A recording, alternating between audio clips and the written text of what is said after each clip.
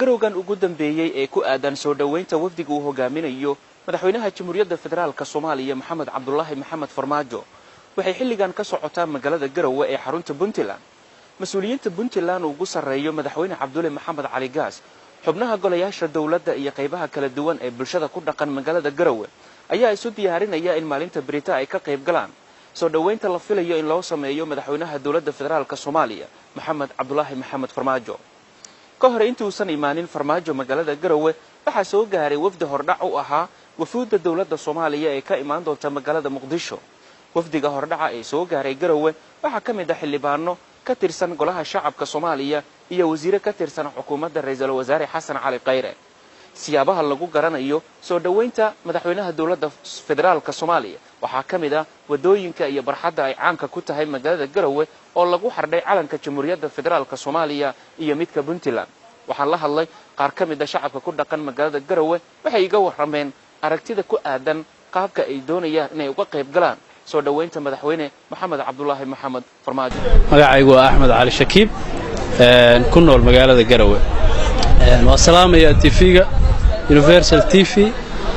farxad bay tahay inaan maanta idin warramo insha Allah soo dhaweynta ay u diyaar garoobayso magaalada caasimadda Garowe ee Puntland iyo dhammaan shacabweynaha Puntland ay soo dhaweynayaan madaxweynaha dawladda Federaalka Soomaaliyeed Maxamed Cabdullaahi Farmaajo. soo dhaweyntaasuna maalmaha kanba waa socotay oo waa la soo diyaarinayay. shacabka Puntland waa wax markaas ay caan ku yihiin inay soo dhaweeyaan madaxda. bismillaahi raxmaani raxiim. magacaygu waa Cabdiqani Maxamuud Maxamed oo ah managerka guud ee Farmaajo Restaurant. dabcan meherada Garowe laga furo loogu magac daray madaxweynaha Soomaaliya mudane Maxamed Cabdullaahi Farmaajo. aad iyo aad baanu ka mambaris ahaan iyo ka xubna ahaan baan ka meherad ahaan aan u soo dhaweynaynaa.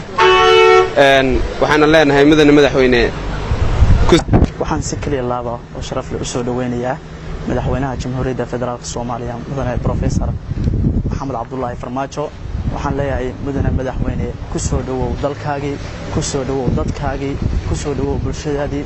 haddaanu nahay shacabka Puntland aad iyo aad baan ku soo dhaweynaynaa, waana ku jecelnahay. waa booqashadii ugu horeysay ee madaxweyne Farmaajo iyo wafdiga hogaaminaya ay ku yimaadaan Puntland wixii ka dambeeyay markii loo doortay xilka madaxweynaha Jamhuuriyadda Federaalka Soomaaliya. amniga magaalada Garowe waxa uu muuqdaa mid isbedel weyn laga dareemayo. si aad ayaa amniga loo adkeeyay maadaama cutubkii ama qaybtii koobaad ee guutada amniga qaranka Soomaaliya ay ka yimaadeen Muqdisho kuwaas oo ku biiray ciidamada amniga Puntland ee sugidda madaxda dawladda Federaalka ka qayb qaadanaysa. muddada uu joogo Puntland waxa uu booqan doonaa Farmaajo meelo kala duwan oo ka tirsan magaalooyinka Puntland. Umar Soomane, Universal TV, Garowe.